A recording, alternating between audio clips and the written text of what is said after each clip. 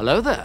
Alors, deuxième semaine de chantier. La semaine dernière, on a tout vidé, tout nettoyé, dégraissé, passé de l'anti-rouille, bouché les trous, on a projeté le liège. Donc là, c'est l'état fini que vous voyez un peu partout. Phoniquement, c'est pas mal, ça magnifie vachement le son. On entend que ça résonne déjà moins dans le camion. Quand la tôle est bien chaude à l'extérieur, c'est quand même plus frais à l'intérieur du camion et pas directement brûlant comme c'était avant. Cette semaine, l'objectif, c'est de poser tout l'intérieur. Donc on allait faire une quête chez un vendeur de bois, trouver du contreplaqué pour en mettre au sol, au mur, pour fermer l'isolant qu'on va mettre ensuite. Et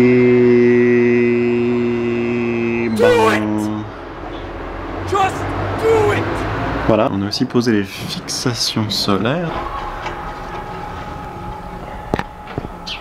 Et là, ce que je vais faire, c'est au-dessus du liège qu'on a mis au sol, je vais venir poser de l'isorel. En fait, c'est des panneaux de fibres de bois. 1 cm, on met pas plus parce que par le sol, c'est pas là qu'on va avoir les principales pertes. C'est surtout pour ne pas avoir de pont thermique, pas se geler les pieds en hiver sur la tôle directe du camion. Donc là, j'ai plusieurs panneaux, puis je vais les poser sur le sol.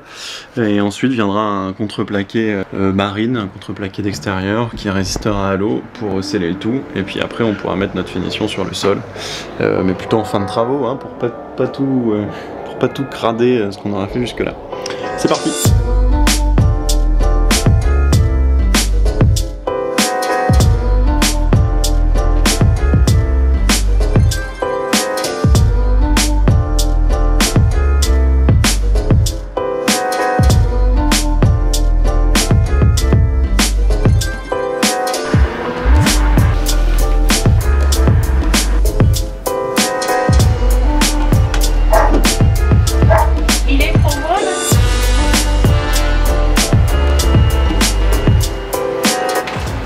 Le secret, c'est les gabarits en carton. The next day. Enfin, la deuxième partie du sol. Ce matin, on a utilisé en fait l'ancien sol qui est dans un état assez catastrophique. Mais au moins, il nous a permis en fait de faire le gabarit pour découper les nouvelles planches. Donc ça, voilà, ça c'est le reste du sol. On voit qu'il va pas bien.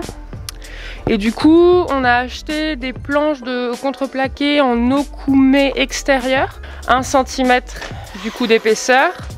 Et là, Clément va s'attaquer à la découpe.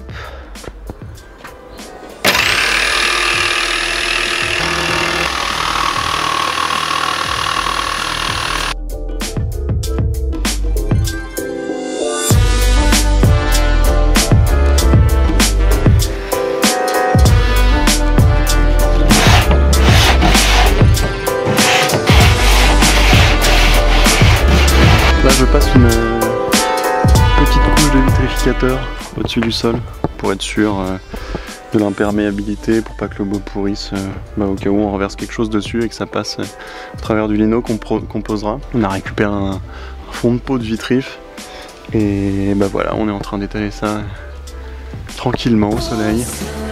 A few moments later.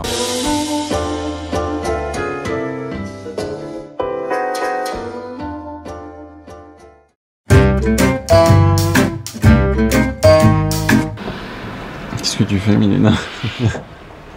Avec mes petites mains et mes petits doigts. Je suis en train de bourrer le van. Je suis en train de bourrer le van de petites matières bleues. C'est assez sympathique parce que c'est très doux. Mais après c'est un peu long. C'est de l'isolant en vrac, du coton recyclé. Ça se prend en kilos, on l'a trouvé sur Matériaux Naturels celui-là.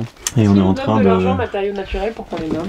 Non, pas du tout, mais on est bienveillant. Et ben voilà, on doit remplir toutes les traverses du toit. Là on va pas pouvoir mettre de l'isolant en grosse plaque qui est là. Ça c'est du lin, chanvre, coton.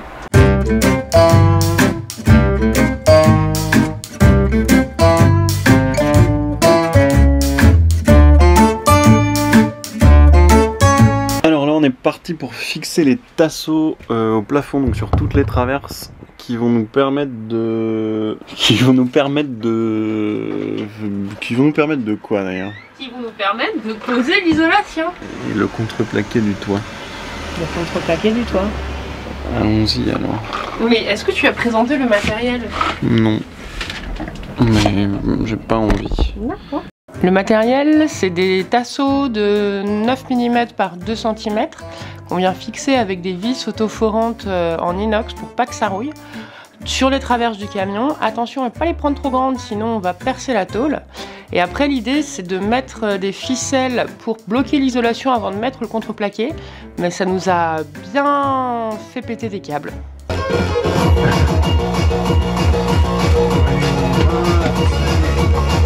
Oui. Est-ce que tu es prêt à faire un trou dans le plafond du van?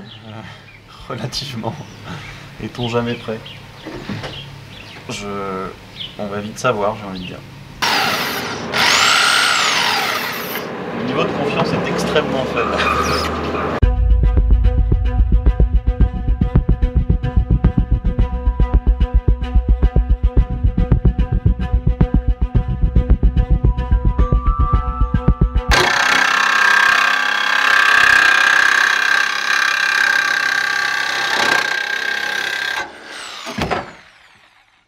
Oupsie. Coucou. Bon. J'espère que c'est bien mesuré. On vient de finir de percer les 2 ouvertures dans le plafond pour passer les 2 lanterneaux qu'on veut mettre. Alors la confiance n'était pas du tout au rendez-vous. Donc il y a le premier trou qui est là. On a attaché avec des ficelles la laine et la deuxième ouverture est juste au-dessus de moi. Ça va pas être très efficace comme isolation. C'est un lanterneau qu'on doit poser. C'est drôle ça. Supplément du dimanche. Alors changement de plan. La ficelle c'est pas top. Vous pouvez voir là. Ça pendouille avec le type d'isolation qu'on a. Donc c'est super galère pour venir mettre les plaques de contreplaqué. Du coup on passe sur un autre mode où on va mettre des tasseaux intermédiaires. Alors là si vous voyez, paf, voilà. On a des tasseaux qui viennent en long se mettre sur les traverses du camion et des tasseaux qui viennent en perpendiculaire de cela pour venir maintenir en fait l'isolation. Et donc voilà, on va faire ça aujourd'hui, on va essayer de poser nos plaques et enfin pouvoir mettre les lanterneaux qu'on a dû boucher hier soir à la nuit tombée. Et c'est parti.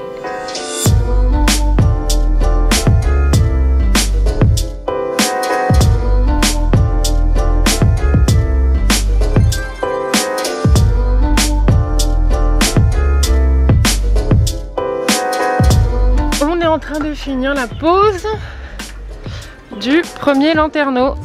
Donc là c'est Sikaflex à mort. Voilà, on va essayer de rendre ça le plus étanche possible.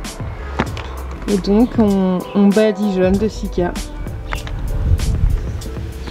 Est-ce que toi aussi tu aimes le Sika, Clément? J'adore le Sika, putain. Bah ouais, je sais bien que t'adores le Sika.